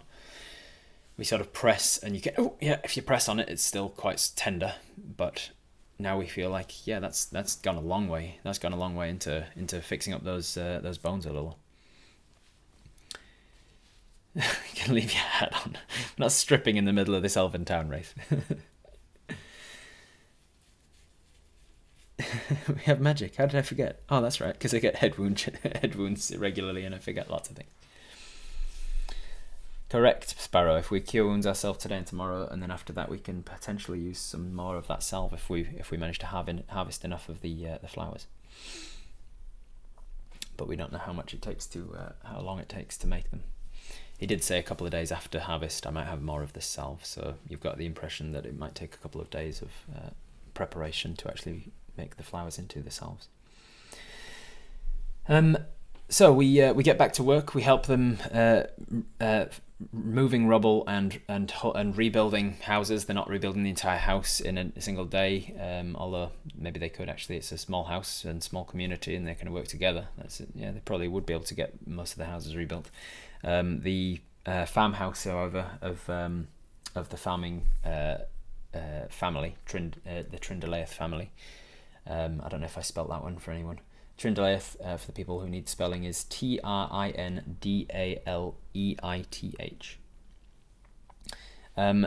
Their house doesn't necessarily need to be rebuilt, and you see that there's a bit of discussion happening in Elvish over, like, next to the house and you kind of gather from you being rather insightful that they're probably talking about, do we rebuild it with no one to live there? Do we leave it standing as like a monument to them, or do we tear it down? And like, is it insensitive to tear it down immediately, like the day after they die? Like, what do we do? Is it going to be a raw reminder every time we walk past this ruined house and so they're still up in the air about what to do with their house. Rob is sus.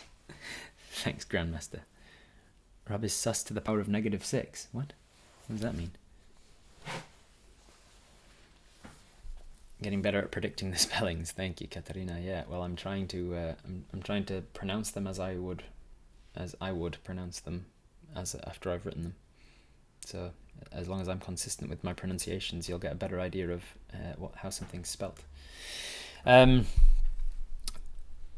So we kind of realise at this point, maybe noonish, that we've done all we can to help. They've rebuilt the houses, that they've patched up the walls that had fallen down. Any houses that were written off effectively, you've helped them tear those down and move the rubble. You don't call it, when I say rubble, I feel more like it's concrete and stuff, but it's like, do you still use rubble if it's like all broken wood and shit? Like, is there a different word for wooden houses that have collapsed? It doesn't feel right to use the word rubble, but I don't know if there's a better word for it. Debris, yeah, debris. You moved the debris. Is it still rubble? The rubble debris. And so at noon you stop to have lunch with them. They provide a nice, decent sort of, not a feast exactly, but a nice, not a banquet. A spread. They put on a spread. There we go. And they feed you up. They make sure you're strong and healthy. You don't seem to see. There's no one who's outright racist towards you in this village, as there was with Roden in the first village, or all of Arachel, it seems.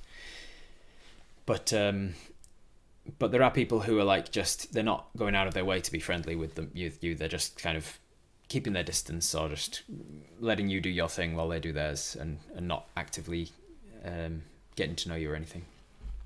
Verin is still there. He's been helping as well this morning. He's been helping with putting the town back together, the village. And over lunch, Roden's mum's from Arachel. I can see it. Roden himself is from Arachel. Over lunch, you start to speak to Githrin. Githrin is the head cultivator. He's a relatively short man, a short elf, I should say. He's probably around 5'3" or so, and he has darker hair. He's got quite dark copper skin and flecks of like almost gold when the light catches it around his cheeks, kind of like freckles that are like golden. He's got quite dark eyes and dark hair that he keeps quite short and trimmed back. It's almost mullet-like, but not quite long enough on the back to be a mullet. It's just longer on the top and back. And he speaks to you. He's got very sort of not delicate hands. He's got worker's hands, which is particularly strange for an elf. They're not scarred because elf's skin doesn't really scar, but he has got sort of just rough and thick hands that maybe have fingers a little bit more like mine with the tendinopathy there. He starts to speak to you. His common is fairly good. It's on the verge of like, I'd say it's somewhere between broken and fluent. But he speaks to you about, you ask him about the flowers, and he says, yes, so the Prin flowers we've been cultivating them for decades, millennia, I mean, hundreds of years. They're a flower that you need to grow every month. They only take about a month to actually sprout from seed to blooming, and if they're not picked or plucked on the full moon, they wither away the next day, and by 2 days' time they're completely worthless. You can still get something out of it the night after a full moon, but they're not as potent or not as strong. If you pluck them early, the night before a full moon, you can get some magic out of them, but again, the magic's not quite as potent. But if you have to at a push, it's doable. Thankfully, the attack didn't go through the prim fields, so none of the prim flowers were trampled or anything. But I've been out there all night, and you can see that he does look tired, not like bags under the eyes or anything, but he's just like in his mannerisms. It's like he hasn't had a chance to have his meditative rest. I've been out there all night trying to get them ready. Normally the Trindaleiths will normally they're the ones to tend them, get them ready for tomorrow's harvest. But it's going to be an interesting experience. I heard that you're looking to help us out, and I appreciate the offer. I'm happy to try. This afternoon, I've got a number of people who are interested in helping. I've sort of been picking them. I'm afraid I need to put you all through a bit of a trial just to see if you're capable of. I'm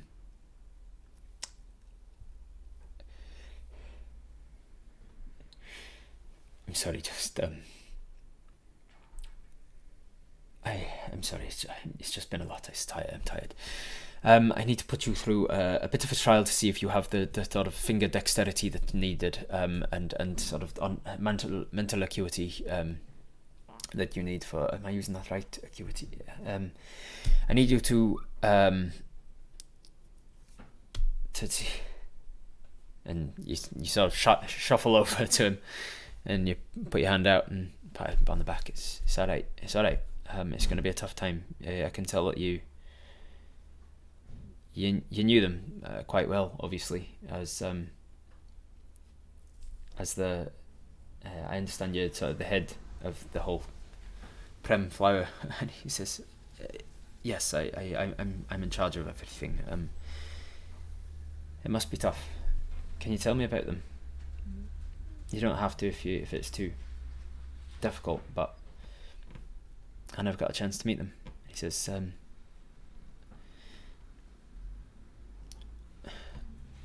Ruben was a lovely man. He was very hardworking and so thoughtful. Like every month he'd be doing jobs that I hadn't even thought that needed doing, but he'd be first on them. Before I got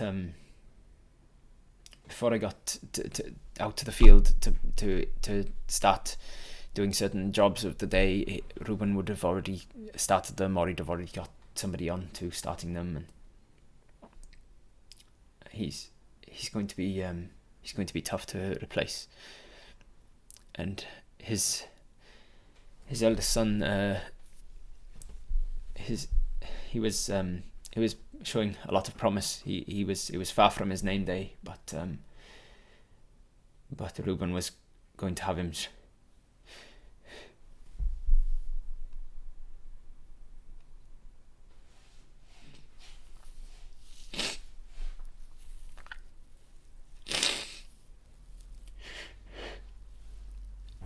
He just kind of rub his back and sit, and Varen comes up to the other side and puts his hand on his knee, and he's like,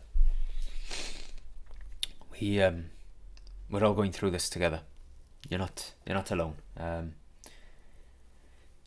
We're going to have a tough time rebuilding, but we will get there. And he says, yes, I'm sorry. I need to get it together. I don't have the time to think about it. I'll tell you more about them after the harvest. I can't go down that road right now. And you say, I understand, Paul. Don't worry. And you sort of clap him on the leg and give him that kind of geeing up to be like, get out of that frame of mind for now. There's enough time to grieve after, but we just don't have the time right now.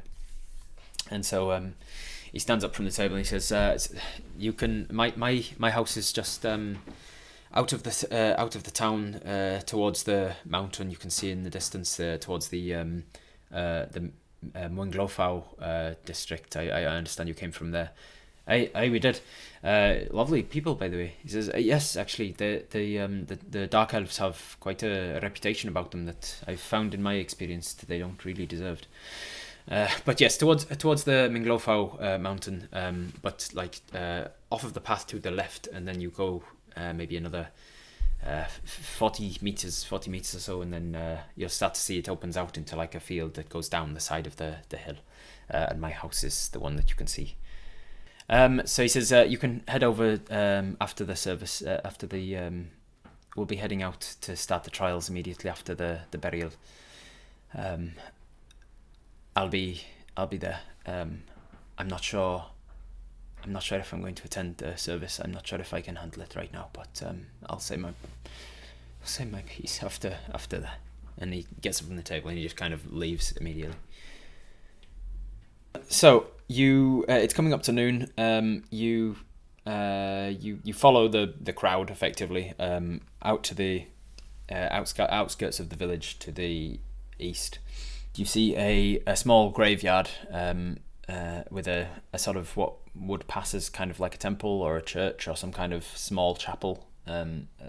Basically no bigger than a residential house, but built into the graveyard itself that's surrounded by the fences. I'm going to make a religion check for us to see if we recognize the church symbol. The symbol on front of the church. 18, doing pretty well with the religion checks. We do recognize it. So you head into the graveyard. You see that there's maybe 36 or so elves around the place of various different ages. You also take a glance at the chapel that's standing in sort of the one corner of the graveyard. And you see that on the front of it, prominently above the doorway, etched into the sort of like a stone plaque that's in the lintel, that's in the lintel of the door, is a symbol of a loop of black ribbon wrapped around 2 copper pieces. And you recognize it with an 18. You recognize it as the symbol to Miganash, who is a greater god of the death domain. Their portfolio includes death, funerals, and the passage to the outer planes. And their place of worship is graveyards and cemeteries. So you recognize it. It's a fairly commonplace site to graveyards. You head over to where the freshly dug graves are, and you can see that there's about 4 or 5 elves that are filthy in overalls and stuff. It seems like they're the ones who have dug the graves this morning. And by them are piles of dirt, and by the other sides of the graves is a a sort of a woven, I don't want to say tapestry, like a woven material, a fabric that seems to be woven out of flax, or like shroud, linen. It's not linen, it's woven out of plant material, like long hard leaves, and they have been wrapped around each of the bodies. Types of flax are in not just in New Zealand, are they? Everybody's got different types of flax. They seem to have woven shrouds out of kind of like Hessian, not burlap or Hessian. It's not a fibrous. It's like thick leaves that are about this big and quite stiff. Quite stiff leaves that are quite thick, and they use them into it. They weave things out of them quite a lot here. Using words, I can't words right now, Tara. And they've done the same here, and they've used those to wrap the bodies. They don't seem to use coffins here. You recognise that there are 1, 2, 3, 4. There would be 5. I think there'd be 5 bodies. Yeah, 5 bodies, 5 graves. 2 of the graves are much smaller. Actually, no. One of the graves has 3 people. No, there'd be 2 graves, each with 2 people next to it, and then 1 grave that's got just 1 person next to it. And you walk over. There's a service for the people. Lethologica. Yeah. It's not cloth. No. Long, narrow, stiff leaves woven together. That's basically what it is. Look up flax. Look up flax weave if you want a picture of it, of what I'm picturing. There's a service given. The people make their eulogies. Kaelin is the first to speak, and speaks mostly in Elvish. You pick up like the odd word that you do recognise, and you gather the gist because it's got a similar syntax to Sylvan. You don't know what exactly is being said, but you gather what's the idea of what's being said, and through gestures and body language, you know who she's talking about at any one particular point. There's a lot of teary eyes in the crowd, lots of stunned people. There's a few standing around the more outskirts of the graveyard that are more serious and more somber and more angry. You can see from their perspectives that they are angry, and they're wearing studded leather armor, and they're equipped with weapons. And you gather that perhaps, well, you probably actually make an intelligence check. Let's see if you can.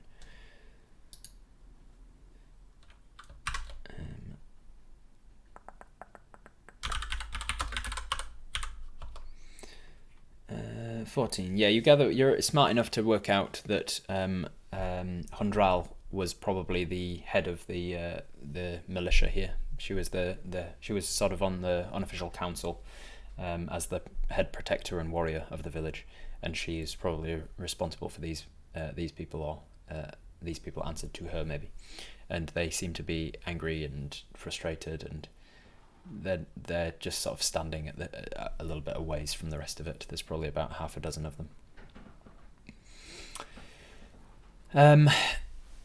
This is a bit morbid, but they're children buried together. So as we look at them during the service, we can see that there is an adult and a child to each of the 2 pairs of holes. So it seems like it's the mother and father and the 2 children are being buried in 2 graves between them.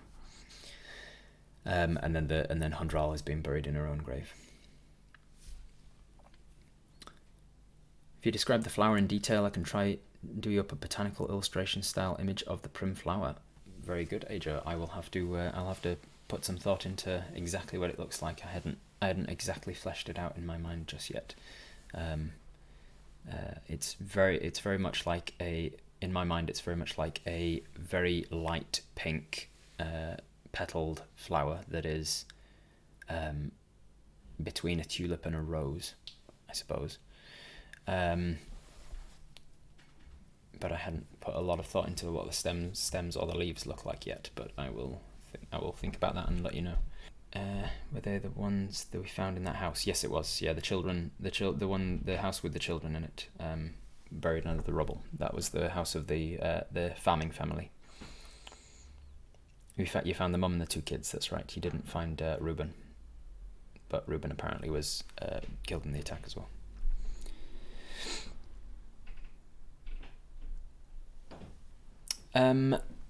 So you are at the service until it is completed.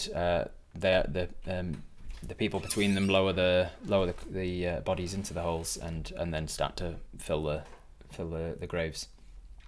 And then the service is over, and you see a few people sort of milling around, and Verin comes over to you and says in common, I'm sorry, it only occurred to me about towards the end there that you probably didn't hear any of what was happening. You say, it's okay, I've got the gist of it.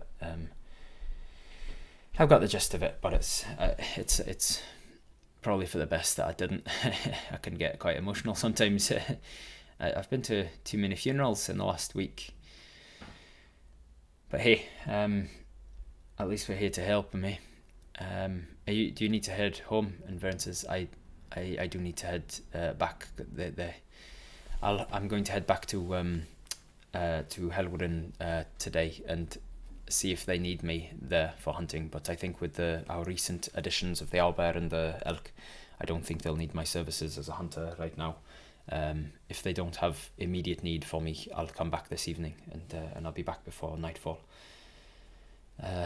I've helped them with not the actual harvesting of the flowers before, but I was maybe 50 years ago or something. I was here during like a festival that they had. They had people in from all of the sister towns, and we had a bit of a festival. They taught us all a little bit about how the harvest works and things, so I think I'll be able to skip today and make it for tomorrow before the harvest and actually still be able to help them. Well, thank you very much. It'll be good to see you, and thank you for your help in the fight yesterday. I don't know if I mentioned it, but I appreciate you being there to help me. He puts his hand out and clasps yours, and then turns and leaves the village. And then you see another elf come across to you and says, I understand you're the Apis, was it? Apis, was it? Aye, that's me. He says, we're heading out to Githrin's now if you want to follow us. We know where it is. Yes, I will do. And you head out with about half a dozen others out to Githrin's farm, or his house, I suppose. You follow the directions he gave you and follow this little crowd. None of them really offer any conversation to you, but you can choose to talk to them or not. But I think as Apis is a little bit more slow to trust, is one of the traits for Apis that we probably wouldn't start trying to make small talk with these strangers. But we follow them out to the village, and eventually we sure enough see this hill sort of start to dip off as the trees stop and this sort of clearing begins.